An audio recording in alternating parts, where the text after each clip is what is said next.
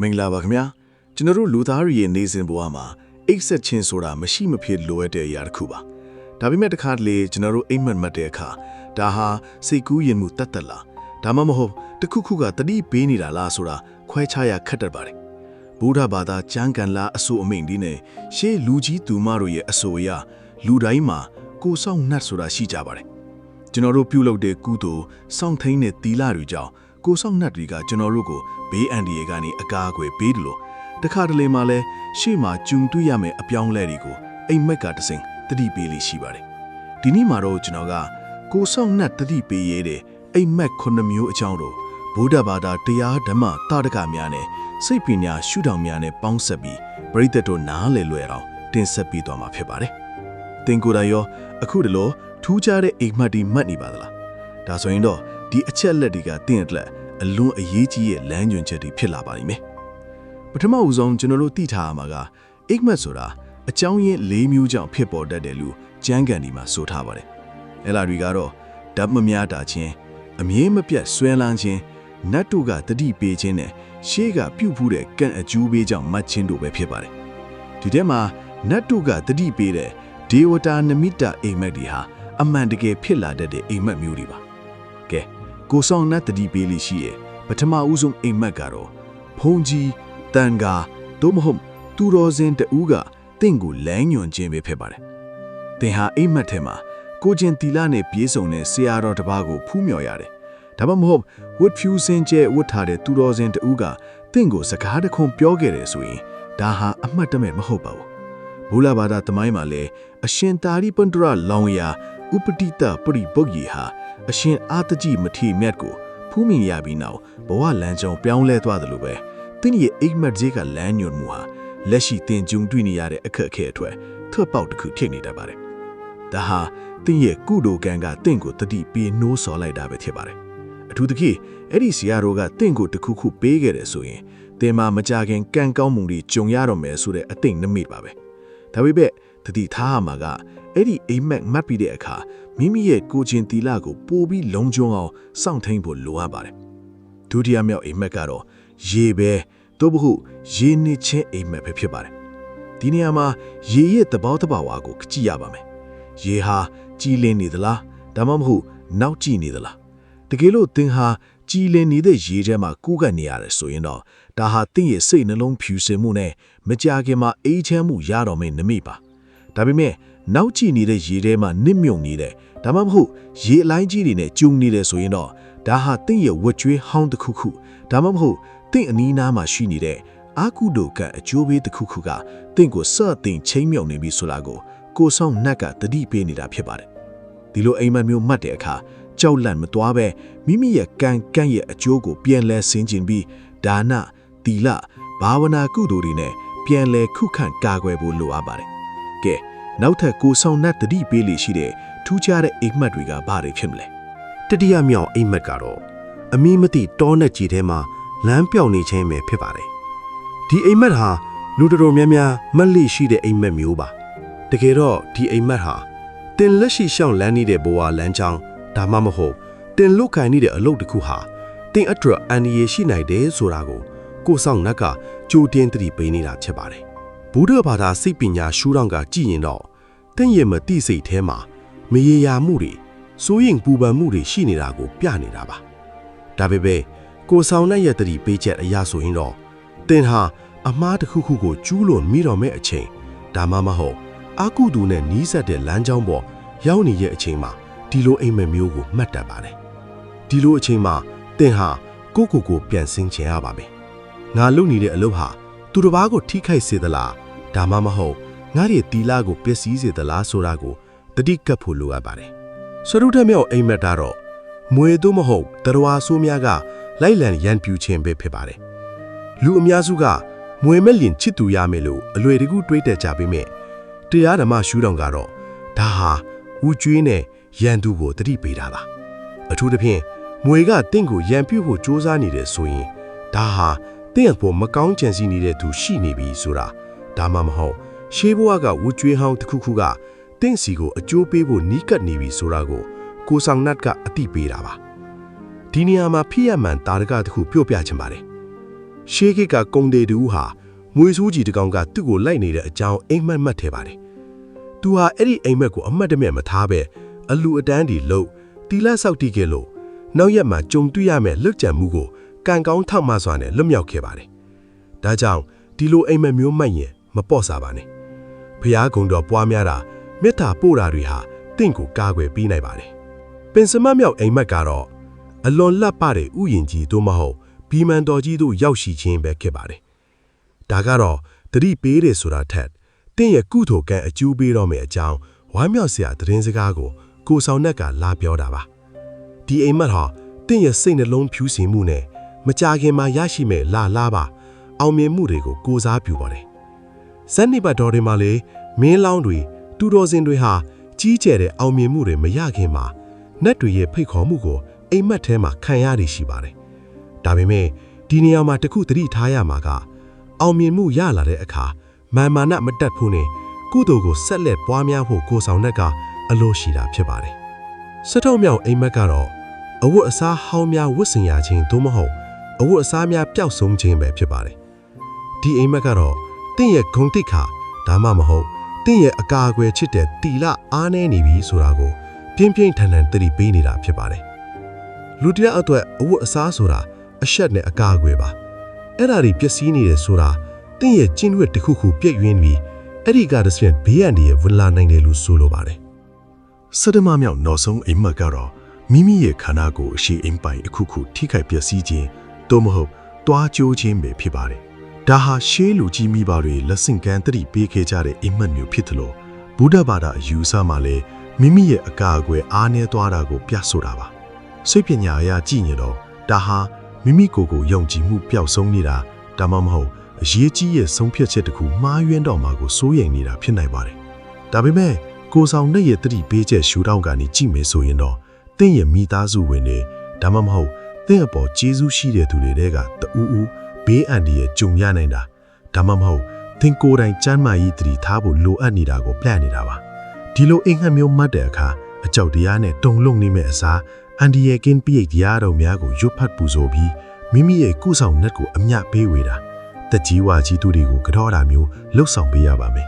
။ကံဆိုတာပြုပင်လို့ရတဲ့အမျိုးအစားဖြစ်တဲ့အတွက်ကြိုတင်သတိပေးချက်ရချိန်မှာကုသိုလ်နဲ့အစားထိုးလိုက်ရင်စိုးကျိုးတွေတက်တာသွားနိုင်ပါတယ်။အခုကျွန်တော်တင်ဆက်ပေးခဲ့တဲ့အိမ်မက်9မျိုးစလုံးဟာကိုဆောင်နှက်တွေကကျွန်တော်တို့ကိုမေတ္တာရှိထားသည့်သတိပေးနှိုးဆော်တဲ့နမိတ်တွေပဲဖြစ်ပါတယ်။ဒါဆိုရင်ဒီလိုထူးခြားတဲ့အိမ်မက်မျိုးမှတ်လာတဲ့အခါကျွန်တော်တို့ဘာတွေဆက်လုပ်တင်တယ်လဲဆိုတာကိုဗုဒ္ဓဘာသာတရားဓမ္မနဲ့အညီဆက်လက်ဆွေးနွေးပေးခြင်းပါတယ်။ပထမဦးဆုံးလှုပ်ဆောင်ရမှာကတော့တတိထားဖို့ပါပဲ။အိမ်မက်ဆိုတာဟာတခါတလေမှဝေဒနာတွေကြောင့်လည်းဖြစ်နိုင်ပေမဲ့နတ်တို့ရဲ့တတိပေးချက်ဖြစ်ခဲ့မယ်ဆိုရင်တော့အဲ့ဒီတတိပေးချက်ကိုအတိအမှတ်ပြုပြီးမိမိရဲ့နီးထိုင်ဖြတ်တန်းမှုပုံစံကိုပြန်လဲစစ်ဆေးရပါမယ်။ကျွန်တော်တို့ရဲ့ကိုချင်းသီလဟာလုံခြုံရဲ့လားငါးပါးသီလကိုမြဲမြတ်အောင်စောင့်ထိန်နေရဲ့လားဆိုတာကိုအရင်ဆုံးကြည့်ရပါမယ်။ကိုဆောင်နှက်ဆိုတာသီလရှိတဲ့သူကိုပဲပို့ပြီးစောင့်ရှောက်ခြင်းကြတာဖြစ်ပါတယ်။ဒုတိယအချက်အနေနဲ့ကတော့ကံဤအကျိုးကိုပို့ပြီးယုံကြည်လာဖို့ပါ။အိမ်မက်ထဲမှာမြင်ရတဲ့ဖြစ်ရပ်တွေဟာတခါတလေကျွန်တော်တို့မေးလျာနေတဲ့ဝတ်ကြွေးဟောင်းတွေကိုတတိယစေပါတယ်။ဥပမာအရင်ဘဝကမိမိအပေါ်ရန်ညူးရှိခဲ့တဲ့သူကအခုဘဝမှာပြန်လဲရန်ဖြူဖို့နီးကပ်လာတဲ့အခါကိုဆောင်နှက်ကအိမ်မက်ကသစဉ်ကြိုတင်တီးစေတာမျိုးပါ။အဲ့ဒီအခါမှာကျွန်တော်တို့ကမေတ္တာဘာဝနာကိုပို့ပြီးပွားများရပါမယ်။ရန်ကိုရန်ချင်းမတုံနှင်းပဲမေတ္တာနဲ့ပဲအနိုင်ယူမယ်ဆိုတဲ့စိတ်ထားမျိုးဟာဘယ်လိုနှဆိုးဘယ်လိုဝတ်ကြွေးမျိုးကိုမှအကာအကွယ်ပေးနိုင်ပါတယ်။ဆရာတော်ကြီးတွေဟောကြားလိရှိတဲ့မေတ္တာတုတ်ကိုနေစဉ်ရွတ်ဖတ်ပူဇော်တာမျိုးမေတ္တာပို့တာမျိုးတွေဟာကိုယ်ဆောင်နှက်တွေကိုလည်းအားတက်စေပြီးတင့်ကိုပိုမိုခိုင်မာစွာအကာအကွယ်ပေးနိုင်စေပါတယ်။နောက်ထပ်အရေးကြီးတဲ့အချက်ကတော့ဖြစ်ရမှန်တာရကာတွေကိုလေ့လာကြည့်ဖို့ပါ။သာသနာသမိုင်းမှာအလွန်ထင်ရှားတဲ့အနာတပိတထေးကြီးရဲ့နေအိမ်မှာရှိတဲ့တကားဆောင်နှက်ဟာအစာပိုင်းမှာတထေးကြီးကိုအယူဆအမှားတွေတွားပေးခဲ့ပြီးမြဲနောက်ပိုင်းမှာတထေးကြီးရဲ့သီလနဲ့ဒါနကြောင့်ပြန်လဲကြီးညိုသွားခဲ့ရပါတယ်။ဒါဟာဘာကိုပြတယ်လဲဆိုတော့ကျွန်တော်တို့ရဲ့ကောင်းမှုကုသိုလ်ဟာနှကောင်းနှမျက်တွေအောင်လွှမ်းမိုးနိုင်တယ်ဆိုတာပါ။ဒါကြောင့်အိမ်မဆိုးမှတ်ခင်ရင်တောင်စိတ်တမကြပါနဲ့။အဲ့ဒီအိမ်မဆိုးကိုကုသိုလ်ရှင်ဝါနဲ့ပြောင်းလဲပြဖို့ကြိုးစားပါ။နေ့စဉ်ဖျားဝတ်ပြုတဲ့အခါတ ဒါနပြုတဲ့အခါတိုင်းမှာကျွန်ုပ်ကိုစောင့်ရှောက်သောကိုဆောင်နတ်နဲ့တကွာ30ပုံနဲ့ရှိကြကုန်သောနတ်ပြန်မှာအပေါင်းတို့သည်ဤကိုတော်၏ဖို့ပါကားကိုရကြပါစေလို့အမြဘေးဝင်ဖို့မမေ့ပါနဲ့ဒီလိုလှုပ်ဆောင်ခြင်းဟာတင့်နဲ့တင့်ရန်ကိုဆောင်နတ်ကြားမှာခိုင်မာတဲ့စစ်သွေးမှုတစ်ခုကိုတည်ဆောက်လိုက်ကြပဲဖြစ်ပါလေဗုဒ္ဓဘာသာစိတ်ပညာရှုထောင့်ကနေဆက်ပြီးလေ့လာကြည့်ရင်အိမ်မက်ဆိုတာဟာကျွန်တော်တို့ရဲ့မတိစိတ်နဲ့ကုသိုလ်အဟုန်တို့ပေါင်းဆက်ပြီးပေါ်ထွက်လာတဲ့သင်္ကေတတွေလို့ဆိုနိုင်ပါတယ်ကိုဆောင်နတ်ဆိုတာဟာအပြင်လောကမှာတကယ်ရှိနေတယ်လို့ပဲကျွန်တော်တို့ယင်ထဲမှာကိန်းအောင်နေတဲ့အမားအမှန်ကိုသိတဲ့စိတ်လို့လည်းသင်စားနိုင်ပါတယ်သင်ဟာမကောင်းမှုတစ်ခုခုကိုလုံးမိတော့မယ်ဆိုရင်ဒါမှမဟုတ်ဘဝမှာလမ်းမရောက်သွားမယ်ဆိုရင်သင်ရဲ့မသိစိတ်ကသင်ကိုပြင်းပြင်းထန်ထန်သတိပေးပါတယ်အဲ့ဒီသတိပေးချက်ကိုနတ်တို့ကအားဖြည့်ပြီးလိုက်တဲ့အခါထင်ရှားတဲ့အိမ်မက်နမိတ်တွေဖြစ်လာတာပါဒါကြောင့်အိမ်မက်ကိုစမ်းစစ်တဲ့အခါအကြောက်တရားနဲ့မကြည့်ပဲအတိတရားနဲ့ကြည့်ဖို့အလွန်အရေးကြီးပါတယ်ဥပမာအားဖြင့်ဖြစ်ရပ်မှန်ပုံပြင်တစ်ခုကိုတားတခတ်ဆောင်ပြခြင်းပါတယ်ဟိုးရှိတုန်းကတီလာနဲ့ပြည့်စုံတဲ့လယ်သမားတဦးရှိခဲ့ပူပါတယ်တညမှာတော့သူ့ရဲ့ကိုစောင်းနတ်ကအိမ်မက်ထဲမှာကိုထင်ပြပြီးမနက်ဖြန်လယ်ထဲကိုမသွားနဲ့လို့တခွန်းထဲပြောပြီးပျောက်ကွယ်သွားခဲ့ပါတယ်လယ်သမားဟာနိုးလာတဲ့အခါအိမ်မက်ကိုအမှတ်မတည့်မထားပဲအိမ်မှာပဲပူရီစိတ်ဖျားစာရွက်ပြီးနေခဲ့ပါတယ်အဲ့ဒီနေ့မှာပဲသူအငဲနားနေကြလယ်ထဲပေါက်ကိုတစ်ပင်ကြီးတစ်ပင်ပြိုလဲသွားခဲ့တယ်ဆိုတာသိလိုက်ရပါတယ်ဒါဟာကိုစောင်းနဲ့ရဲ့သတိပေးချက်ကြောင့်အသက်ဘေးကလွတ်မြောက်ခဲ့ရတဲ့တာရကတစ်ခုပါဒီပုံပြင်ကနေကျွန်တော်တို့ရရှိနိုင်တဲ့သင်ခန်းစာကတော့ကိုစောင်းနတ်ဆိုတာအမြဲတမ်းစကားကြီးခွန်ကြီးပြောနေမှာမဟုတ်ပဲအရေးအယောင်နဲ့ပဲဖြစ်ဖြစ်စကားတခွန်းနဲ့ပဲဖြစ်ဖြစ်သတိပေးတတ်တယ်ဆိုတာပါပဲဆက်လက်ပြီးကံဤအကျိုးနဲ့ဝကြွေးများအကြောင်းကိုအိမ်မက်နဲ့ဆက်ဆက်ပြီးရှင်းပြချင်ပါတယ်ကျွန်တော်တို့ဘဝမှာကြုံတွေ့ရသမျှအကောင်းအဆိုးတွေဟာအကြောင်းမဲ့ဖြစ်လာတာမဟုတ်ပါဘူးဝတ်ဆိုတာလေပတ်နေတဲ့သဘောရှိပါတယ်အတိတ်ကကျွန်တော်တို့သူတစ်ပါးအပေါ်ကျူးလွန်ခဲ့တဲ့အမားတွေဟာအချိန်တန်ရင်အကျိုးပေးဖို့ပြန်လာတတ်ပါတယ်အဲ့ဒီလိုဝကြွေးတွေအကျိုးပေးတော့မယ့်အချိန်မှာကိုစောင်းနတ်ကကျူးတင်သိမြင်တဲ့အတွက်ကျွန်တော်တို့ကိုပြုပြင်ခွင့်ပေးတာပါအိမ်မက်ထဲမှာတစုံတစ်ယောက်ကတင့်ကိုရန်ပြုတာသို့မဟုတ်ကြောက်စရာကောင်းတဲ့အရေးမဲကြီးတွေမြင်ရတာဟာတင်းစီကိုဝကြွေးဟောင်းတွေရောက်လာတော့မယ်နမိတ်ပါပဲဒါပေမဲ့ဗုဒ္ဓဘာသာမှာကံကိုကံနဲ့ဖြတ်လို့ရတယ်ဆိုတဲ့အဆိုရှိပါတယ်အကုသိုလ်ကံအကျိုးမပေးခင်မှာကုသိုလ်ကံကိုအင်အားတိုက်တိုက်လှုပ်ဆောင်လိုက်ရင်ဆိုးကျိုးတွေဟာလော့ပါသွားနိုင်ပါတယ်ဒါကြောင့်အိမ်မက်ဆိုးတစ်ခုမှတ်ပြီးတိုင်းမှာငါတော့ဒုက္ခရောက်တော့မှာပဲလို့ဆိုရမနေပါနဲ့အဲ့ဒီအစားငါမှာပြုပြင်စရာတွေရှိနေပြီးကုသိုလ်ဖြစ်ဖို့လိုနေပြီဆိုတဲ့အသည့်နဲ့ချက်ချင်းလက်တွေလှုပ်ဆောင်ပါအထူးသဖြင့်မိဘကျေးဇူးဆက်တာဟာအထီးရောက်ဆုံးအကာအကွယ်ပါပဲ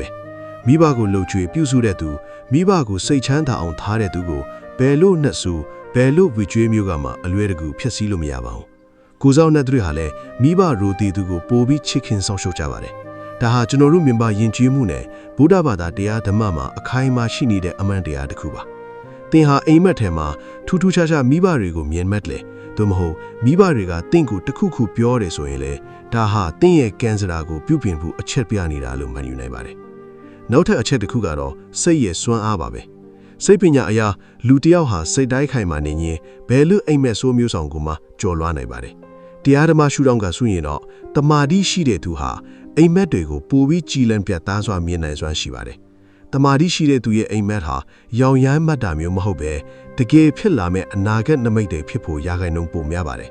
်ဒါကြောင့်အိမ်မက်တွေကိုမှန်ကန်စွာမြင်တွေ့ခြင်းတဲ့ကိုစောင်းတဲ့ရဲ့လမ်းညွှန်မှုကိုရချင်တယ်ဆိုရင်နေ့စဉ်အနည်းဆုံး10မိနစ်လောက်တရားဘာဝနာထိုင်ကြည့်ဖို့ကျွန်တော်တိုက်တွန်းချင်ပါတယ်စိတ်ကြည်လင်လာတဲ့အခါတင့်ရဲ့ဘဝရဲ့လမ်းစာတွေဟာအိမ်မက်ထဲမှာတွေမကလက်တွေ့ဘဝမှာပါပိုပြီးပေါ်လင်းထင်ရှားလာပါလိမ့်မယ်ဆက်လက်ပြီးကျွန်တော်တို့ဆွေးနွေးချင်တာကတော့ကံကြမ္မာကိုပြောင်းလဲနိုင်တဲ့အစွမ်းအကြောင်းပဲဖြစ်ပါတယ်အိမ်မက်ဆိုတာဟာရေးမှတ်ထားပြီးသားကံကြမ္မာတစ်ခုကိုဖတ်ပြနေတာမျိုးမဟုတ်ပဲဒီအတိုင်းသာဆက်သွားရင်တော့ဒါမျိုးတွေဖြစ်လာနိုင်တယ်ဆိုတဲ့ကြိုတင်သတိပေးချက် warning signal သာဖြစ်ပါတယ်ကိုစောင်းနတ်တွေဟာကျွန်တော်တို့ရဲ့အတိတ်ကံကိုပြောင်းလဲပေးလို့မရပေမဲ့အနာဂတ်ကံကိုပြုပြင်နိုင်ဖို့အတွက်လမ်းစာပေးလေရှိပါတယ်ဒါကြောင့်အိမ်မက်ကမကောင်းဘူးငါတော့ကံကြတာညံ့နေပြီဆိုပြီးစိတ်ထက်ကြနေမြဲအစားဒီကံညံ့ကိုဘလို့ကုသိုလ်နဲ့ခြေဖြတ်မလဲဆိုတာကိုတွေးတောရမှာဖြစ်ပါတယ်ဗုဒ္ဓဘာသာမှာအပမာဒဆိုတဲ့မမိတ်မလျော့သောတတိတရားဟာအရာရာကိုအနိုင်ယူနိုင်တဲ့လက်နက်ဖြစ်ပါတယ်အိမ်မက်ထဲမှာသင်ဟာတခုခုကိုဆုံးရှုံးလိုက်ရတယ်လို့အိမ်မက်ထဲရင် လက်တွေ့ဘဝမှာအဲ့ဒီဆုံးရှုံးမှုမျိုးမဖြစ်အောင်တတိနဲ့အလုပ်လုပ်ရပါမယ်ဥပမာစီးပွားရေးမှာအလိန်ခံရမယ့်အိမ်မက်မျိုးမှတ်ခဲ့ရင်တင်းညံငွေကြေးစီမံမှုနဲ့ယုံကြည်မှုအပိုင်းမှာပိုပြီးတတိထားစစ်ဆေးရပါမယ်ဒါဟာကိုဆောင်နှက်ကတင့်ကိုလက်တွေ့ကြကြကူညီပေးနေတဲ့ပုံစံမျိုးပါစိတ်ပညာအရလဲလူတစ်ယောက်ဟာကြိုတင်တတိရှိနေတဲ့အခါအမှားယွင်းဖြစ်နိုင်ခြေ90%ကျော်ရော့နေသွားတယ်လို့ဆိုပါတယ်ဒါကြောင့်အိမ်မက်ကိုယုံကြည်ခြင်းဟာအယူတီးတာမဟုတ်ပဲတတိတရားကိုလက်နက်အဖြစ်ပြောင်းလဲလိုက်တာပဲဖြစ်ပါတယ်နှုတ်ထက်စိတ်ဝင်စားဖို့ကောင်းတဲ့အချက်ကတော့စေတနာရဲ့အကျိုးသက်ရောက်မှုပါကျွန်တော်တို့ပြုလုပ်တဲ့ကောင်းမှုတိုင်းမှာစေတနာဟာအဓိကဖြစ်ပါတယ်တခါတလေအိမ်မက်ထဲမှာသင်ဟာသူတစ်ပါးကိုကူညီနေရတယ်ဒါမှမဟုတ်ဖះเจ้าကန်တွားနေရတယ်လို့အိမ်မက်ရင်ဒါဟာသင်ရဲ့စေတနာစိတ်ကအားကောင်းနေတာကိုပြတာပါအဲ့ဒီစေတနာဟာသင်ကိုစောင့်ရှောက်နေတဲ့နတ်တွေအတရအင်အားတရဖြစ်စေပါတယ်နတ်ကောင်းနတ်မြတ်တွေဟာစေတနာဖြူစင်သူမေတ္တာပွားများသူတွေကိုပိုပြီးနီးနီးကပ်ကပ်စောင့်ရှောက်ခြင်းကြပါတယ်ဒါကြောင့်သင်ရဲ့အိမ်မက်တွေကြီးလင်းခြင်းနဲ့ကောင်းမွန်တဲ့လမ်းညွှန်ချက်တွေရခြင်းတွေဆိုရင်နေ့စဉ်ဘဝမှာသူတစ်ပါးအပေါ်ထားတဲ့စေတနာကိုအမြဲဆန်းစစ်နေပါဒီနေရာမှာဆရာတော်ကြီးများမိန့်ကြားလိရှိတဲ့ကံကုထုံးအကြောင်းကိုလည်းထည့်သွင်းပြောကြားခြင်းပါတယ်အိမ်မက်ဆိုးဒီကိုကုစားဖို့အတွက်အကောင်းဆုံးနည်းလမ်း၃တွေရှိပါတယ်နံပါတ်1ကတော့ဒါနပါမိမိတက်နိုင်တဲ့လောက်ကုသိုလ်ဒါနပြုလုပ်ပြီးအဲ့ဒီအရှင်အဝါနဲ့ဘေးအန္တရာယ်တွေကိုပယ်ချက်တာပါနံပါတ်2ကတော့သီလပါအထူးသဖြင့်အိမ်မက်ဆိုးမတ်တဲ့နေ့ဒီမှာ၅ပါးသီလကိုအထူးဂရုစိုက်စောင့်ထိန်ပါသီလရှိသူကိုနတ်တွေကဝိုင်းဝင်ကာကွယ်ပေးကြပါတယ်နံပါတ်3ကတော့ဘာဝနာပါမိမိစိတ်ထဲမှာဖျားဂုံတော်ဒါမှမဟုတ်မေတ္တာဘာဝနာကိုအမြဲကတ်ထားပါစိတ်ဟာတည်ငြိမ်နေရင်ဘယ်လိုအတိတ်နမိတ်ဆိုးမျိုးကမှသင်ကိုမချင်းဖျောက်နိုင်ပါဘူးဆုံးချစ်ဖို့အတွက်တတိပေးချင်တာကတော့အိမ်မက်တွေကိုလွန်လွန်ကျူးကျွဲဆွဲလန်းပြီးစိုးရင်ပူပန်မှုတွေနဲ့ဘဝကိုမကုံဆုံးစေဖို့ပါအိမ်မက်ဆိုတာတတိပေးချက်သာဖြစ်ပြီးဘဝရဲ့အရှင်သခင်မဟုတ်ပါဘူးသင်ဘဝရဲ့အရှင်သခင်ဟာသင်ကိုယ်တိုင်နဲ့သင်ရဲ့လက်ရှိပြုလုပ်နေတဲ့ကံသာထိုက်ပါတယ်ကိုဆောင်နတ်ကတတိပေးရတဲ့အိမ်မက်ခုနှစ်မျိုးကိုတည်ထားခြင်းအပြင်သင်ဟာဘဝရဲ့အလက်အပြောင်းတွေကိုပိုပြီးအစဉ်သင့်ဖြစ်နေစေပါပါအိမ်မက်ကောင်းမှရင်ဝါမြောက်ပြီးကုသိုလ်ဆက်လုပ်ပါအိမ်မက်ဆိုးမှရင်တတိထားပြီးကုသိုလ်နဲ့ခုခံပါဒါဆိုရင်သင်ဟာဘယ်လိုအခြေအနေမျိုးမှဆိုအေးချမ်းတဲ့ဘဝကိုပိုင်ဆိုင်နိုင်မှာဖြစ်ပါတယ်ကျွန်တော်တို့အိမ်မက်တွေအကြောင်းပြောတဲ့အခါနောက်ထပ်အရေးကြီးတဲ့အချက်တစ်ချက်ကတော့အချိန်ကာလပဲဖြစ်ပါတယ်ရေးကြံကန်တွေအရာညဦးရမှာမတ်တဲ့အိမ်မက်ဟာအစာမကြေတာဓမ္မမဟုတ်စိတ်ဆွဲလန်းတာကြောင့်ဖြစ်ဖို့များပါတယ်ဒါပေမဲ့မိုးတော်ရန်ခေါ်မနက်အာယုံတက်ခါနီးမှမတ်တဲ့အိမ်မက်တွေကတော့ဒေဝတာနှိမ့်မိတ်တာလို့ခေါ်တဲ့နတ်တို့တတိဖေးတဲ့အိမ်မက်ဖြစ်ဖို့ရာခိုင်နှုန်းအလွန်များပါတယ်ဒီအချိန်မှာစိတ်ဟာငြိမ်သက်နေပြီးပြင်ပလောကရဲ့စူညံမှုတွေကင်းစင်နေတဲ့အတွက်ကိုးဆောင်နှတ်တွေကတင့်ကိုအတိဖေးချက်တွေပေးဖို့ဖို့အတွက်အကောင်းဆုံးအချိန်ပါပဲဒါကြောင့်မနက်ခင်းနိုးနိုးချင်းမှမတ်ထဲတဲ့ထူးထူးခြားခြားအိမ်မက်တွေကိုတော့ပေါ့ပေါ့တန်တန်မထားသင့်ပါဘူးနောက်ထပ်ဖြစ်ရမှန်ထတကားတစ်ခုအနေနဲ့ဆရာတော်ကြီးတစ်ပါးရဲ့မှတ်တမ်းထဲကအကြောင်းအရာလေးတစ်ခုကိုမျှဝေချင်ပါတယ်တကားကတကားတစ်ယောက်ဟာသူ့ရဲ့အိမ်မက်ထဲမှာကိုစောင့်နတ်ကလာပြီးမင်းရဲ့အိမ်ရှိကတစ်ပင်ကြီးကိုရွှေ့လိုက်ပါလို့လာပြောပါတယ်အဲ့ဒီတကားဟာအစပိုင်းမှာတော့မယုံပါဘူးဒါပေမဲ့နောက်တစ်ညမှာလဲဒီလိုပဲထပ်မှတ်ပါတယ်သူဟာစိတ်မလုံတာနဲ့အဲ့ဒီတစ်ပင်ကိုခုတ်လဲလိုက်တဲ့အခါတစ်ပင်အောက်ကမြေအောက်တာနဲ့ယိုစိတ်နေတဲ့ဓာတ်ငွေပိုက်လိုင်းတစ်ခုပေါက်ထွက်နေတာကိုတွေ့လိုက်ရပါတယ်ဒါဟာလက်တွေ့ကျတဲ့ကိုစောင့်နှတ်ရဲ့ကာကွယ်မှုပါပဲကိုစောင့်နှတ်ဆိုတာကျွန်တော်တို့မမြင်နိုင်တဲ့အန်ဒီရဲတွေကိုကြိုးတိမြင်နိုင်စွမ်းရှိပါတယ်ဒီနေရာမှာစိတ်ပညာရဲ့ရှုထောင့်ကိုလည်းပေါင်းဆက်ကြည့်အောင်စိတ်ပညာရှင်ကားလ်ယူကအိမ်မက်ဒီကိုမတိစိတ်ရဲ့ဘာသာစကားလို့ခေါ်ခဲ့ပါတယ်ကျွန်တော်တို့ရဲ့မတိစိတ်ဟာပတ်ဝန်းကျင်ကအချက်အလက်တေးသေးလေးတွေကိုစုဆောင်းထားပြီးအနာဂတ်မှာဖြစ်လာနိုင်တဲ့ဟာတွေကိုကြိုတင်တွက်ချက်တတ်ပါတယ်အဲ့ဒီတွက်ချက်မှုတွေကိုအိမ်မက်အဖြစ်ပြောင်းလဲပေးတာပါဗုဒ္ဓဘာသာမှာတော့ဒါကိုဉာဏ်လို့ခေါ်နိုင်ပါတယ်ကိုစောနှတ်ကပေးတဲ့အိမ်မက်တွေဟာတင့်ရဲ့ကုသိုလ်ဉာဏ်နဲ့ပေါင်းဆက်ပြီးဘဝအတွက်အကောင်းဆုံးလမ်းညွှန်ချက်တွေဖြစ်လာတာပါဒါကြောင့်အိမ်မက်တစ်ခုကိုစမ်းစစ်တဲ့အခါငါဘာကိုသတိထားရမလဲဆိုတဲ့မေးခွန်းကိုအမြဲမေးကြည့်ပါကံဤအကျိုးအရာကြည့်မယ်ဆိုရင်လေကျွန်တော်တို့ဟာတခါတလေမှအတိတ်ဘဝကကျေးဇူးရှိခဲ့ဖူးတဲ့နတ်ကောင်းနတ်မြတ်တွေနဲ့ဆက်နွယ်နေတတ်ပါတယ်အဲ့ဒီနတ်တွေကကျွန်တော်တို့ကိုဘဝမှာလမ်းမရောက်အောင်ဝ ဝတ်ကြွေးဒီလဲမှာနစ်မတော့အောင်အမြဲဝိုင်းဝင်ကူညီနေကြတာပါဒါပေမဲ့ကျွန်တော်တို့ဘက်ကလည်းအပြန်အလှန်အားဖြင့်တုံ့ပြန်မှုဆိုတာရှိဖို့လိုပါတယ်အဲ့ဒီတုံ့ပြန်မှုဆိုတာကတခြားမဟုတ်ပါဘူးကျွန်တော်တို့ပြုတ်လို့တမျှကုသိုလ်တွေကိုအမြဲအမျှဝေပေးဖို့ပါပဲအမျှဝေလဲဆိုတာနတ်လီအတွက်တော့ခွန်အားစေးတစ်ခွက်လိုပါပဲတင်ကအမျှဝေလေသူတို့ကတင့်ကိုစောင့်ရှောက်ဖို့စိတ်အားထက်ထန်လေးဖဲ့မှာပါဒါကြောင့်ဒီကနေ့ကစပြီးအိမ်မက်တွေကိုကြည့်တဲ့အမြင်ကိုပြောင်းလဲလိုက်ပါအိမ်မက်ဆိုတာတင့်ကို6လမ်းဖို့မဟုတ်ပဲတင့်ကိုကူညီဖို့ရောက်လာတာပါတင်ဟာအိမ်မက်ထဲမှာဘယ်လိုဆိုးရွာတဲ့အခြေအနေမျိုးနဲ့ပဲကြုံပါစေနိုးလာတဲ့အခါငါမှဖြူစင်ခွင့်ရှိသေးတယ်ဆိုတဲ့အသည့်နဲ့ကုသူကိုလက်ဦးအောင်လုပ်ပါမနက်ခင်းမှာဖျားဝတ်ပြူ9ပါးတီလာခံယူပြီးကိုစောင့်နှက်ကိုအမျှပေးဝေလိုက်မယ်ဆိုရင်အိမ်မက်ထဲကဘေးအန္တရာယ်တွေဟာနေရောင်အောက်မှာအေးပြောသွားတဲ့နှင်းပွင့်တွေလိုပဲပျောက်ကွယ်သွားပါလိမ့်မယ်။တင့်ရဲ့ကိုစောင့်နှက်က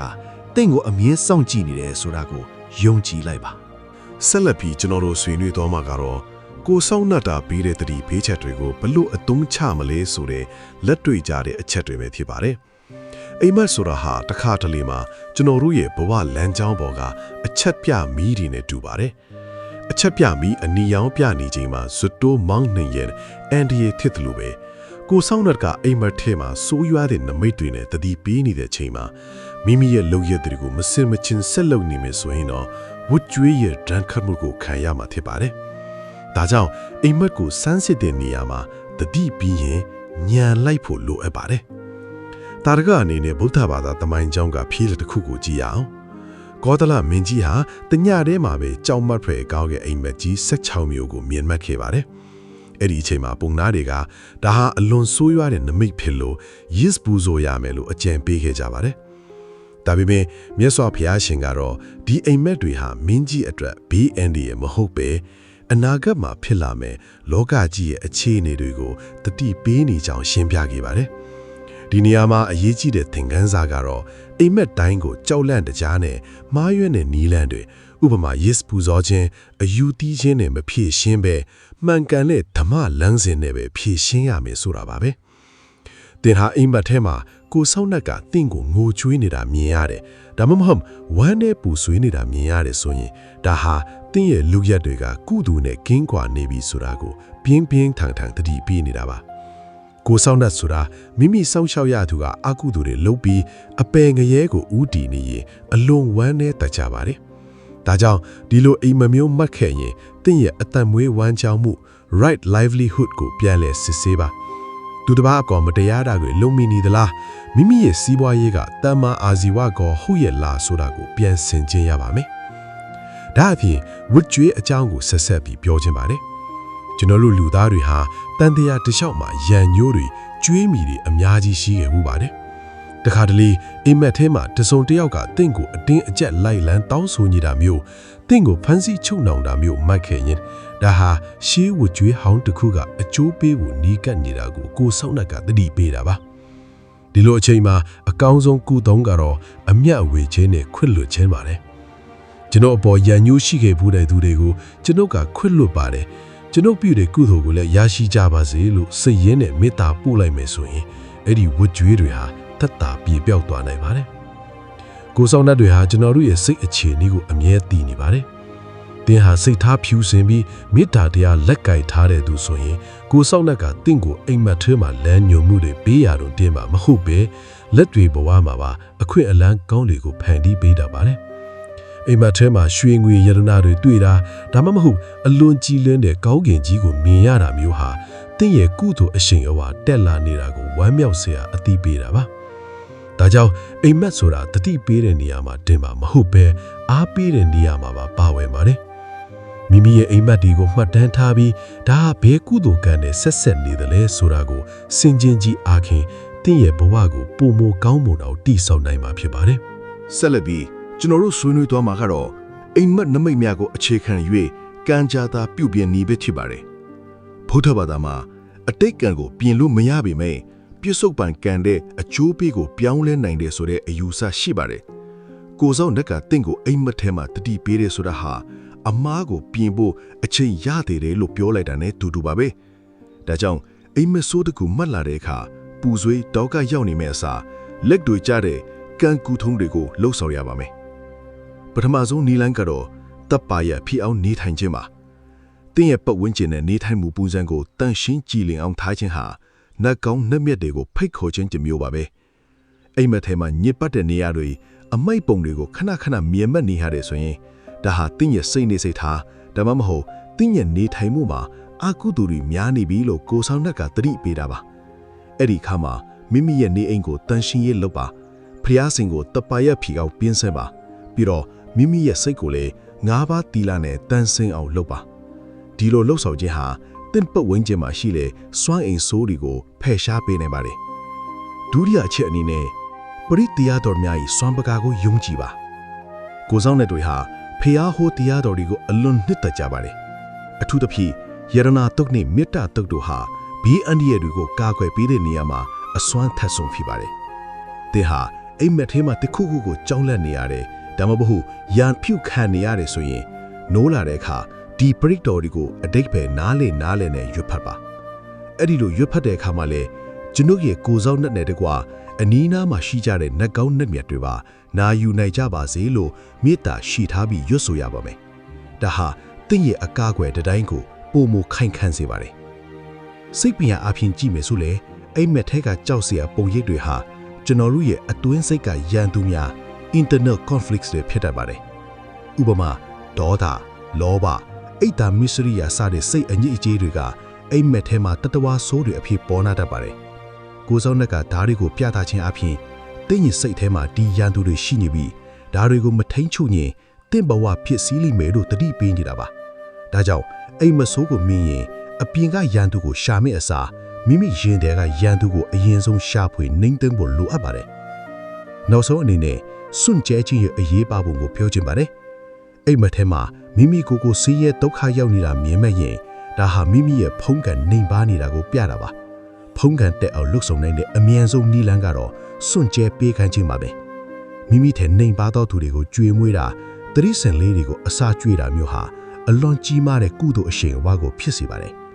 အဲ့ဒီကုသိုလ်အရှိန်အဝါကြောင့်ကိုစောက်နဲ့တွေဟာတင့်ကိုပိုမိုထင်ထင်ရှားရှားကာကွယ်ပေးနိုင်စွမ်းရှိလာပါလိမ့်မယ်တတိယပါကိုစောက်နဲ့ဆိုတ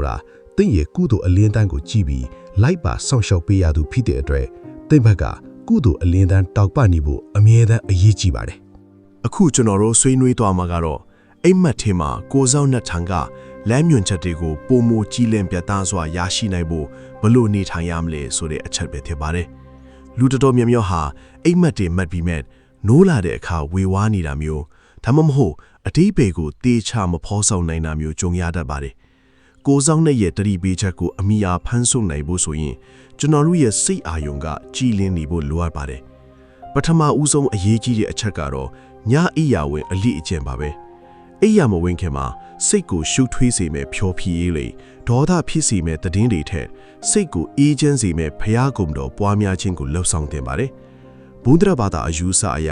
မေတ္တာတုတ်ကိုရွတ်ဖတ်ပြီးအိပ်ဆက်သူဟာအိမ်မက်ဆိုးမမဲ့ဘူးလို့ဟောကြားထားပါတယ်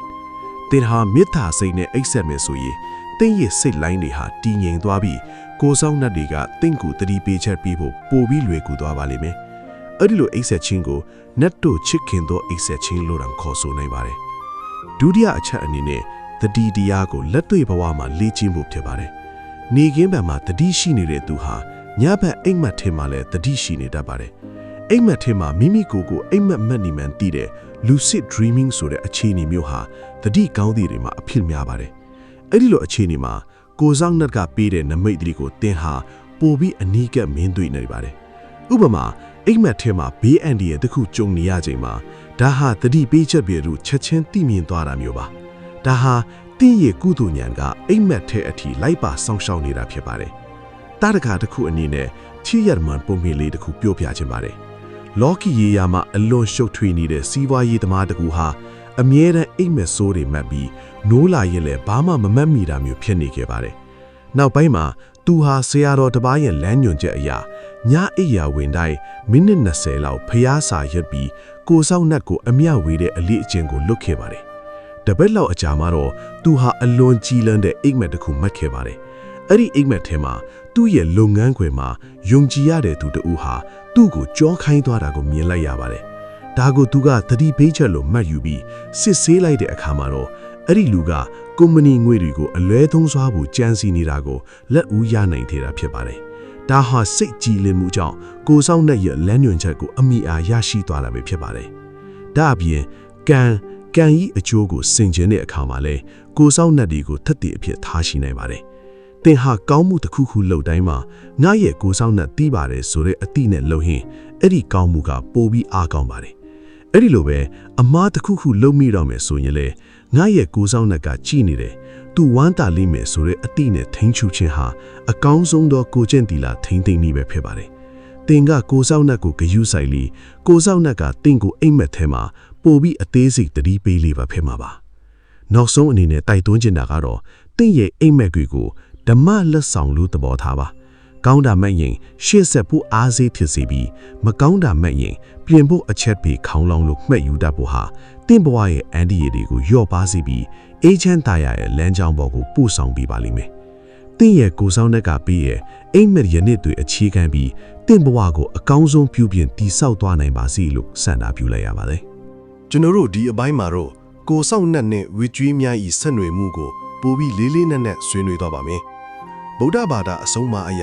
ာအတိတ်မရှိတော့ပြစ္ဆုတ်ပန်ဆိုတာမရှိပါဘူး။ကျွန်တော်တို့အခုဘဝမှာဂျုံတွေ့နေရတဲ့အခက်အခဲတွေအနှောင့်အယှက်တွေဟာတခါတလေမှာအတိတ်ဘဝကဝိကျွေးဟောင်းနေကြောင်ဖြစ်တတ်ပါတယ်။ကိုစောင့်နှက်ကြီးဟာတင်းရဲ့အတိတ်ကံစားတာကိုမြင်နိုင်စွမ်းရှိတဲ့အတွက်အဲ့ဒီဝိကျွေးတွေအကျိုးပေးတော့မယ့်အချိန်မှာတင်းကိုကြိုတင်ပြင်ဆင်ခွင့်ပေးတတ်ပါတယ်။အိမ်မက်ထဲမှာတစုံတယောက်ကတင့်ကိုအလုံးအမြင်ရန်ညိုးထားပြီးကြည်နေတာမျိုးဒါမှမဟုတ်တင်မသိတဲ့ပုဂ္ဂိုလ်တူကတင့်ကိုအဝေးကနေလက်ညှို့ငေါက်ပြီးတတိပေးနေတာမျိုးဟာတင့်ရဲ့ဝကြွေးဟောင်းတစ်ခုကအကျိုးပေးဖို့အရှင်ယူနေပြီဆိုတာကိုပြနေတာပါဒါဟာတင့်ကိုကြောက်လန့်အောင်လုပ်တာမဟုတ်ပဲခုခံကာကွယ်မှုလုပ်ဖို့တတိပေးတာပါဒီနေရာမှာခုခံကာကွယ်မှုဆိုတာတခြားသူကိုရန်တုံ့ပြန်တာမျိုးမဟုတ်ပဲမိမိရဲ့ကုသိုလ်အရှင်အဝါနဲ့အကအကွယ်ယူတာကိုဆိုလိုတာပါတာရကအနေနဲ့ပြောရရင်ရှေးခေတ်ကတတိတူဟာ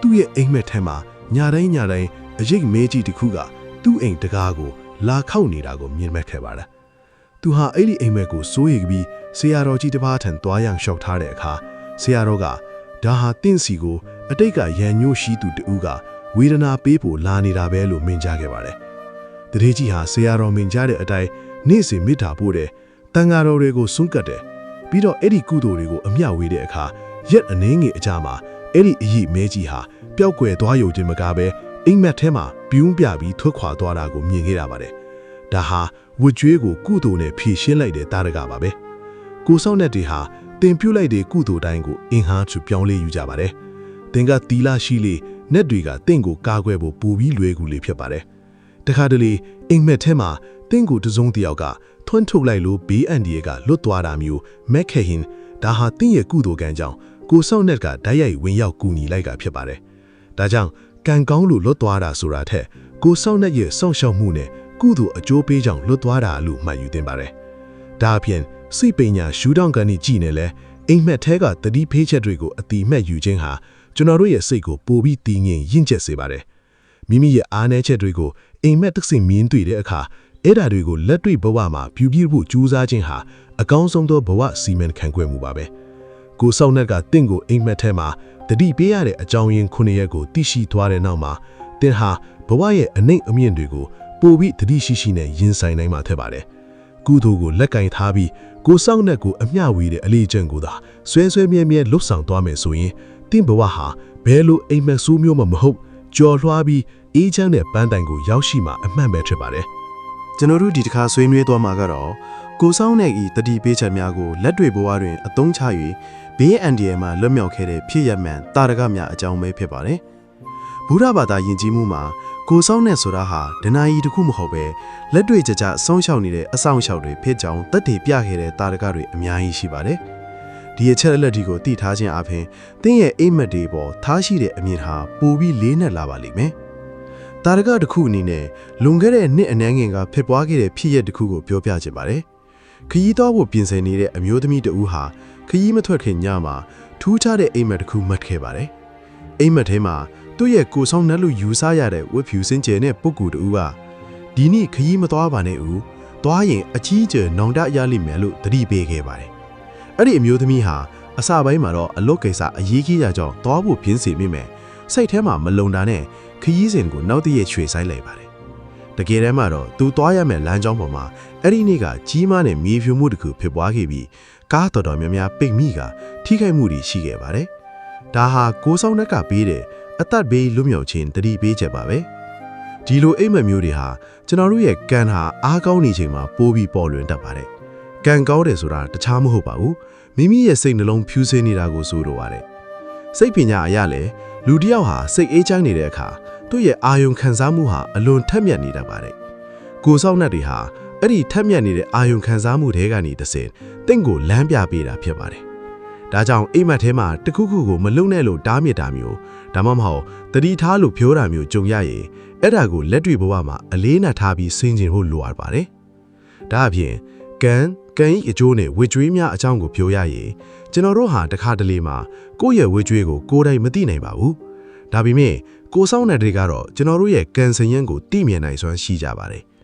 သင်ဟာအိမ်မက်ထဲမှာတစုံတစ်ယောက်ကတင့်ကိုအကူအညီတောင်းနေတာမြင်ရတယ်ဆိုရင်ဒါဟာသင်စီကအမျှဝေးမှုကိုလိုချင်နေတဲ့ဝေကြွေးဟောင်းကပုံကိုယ်တွေဖြစ်နိုင်ပါတယ်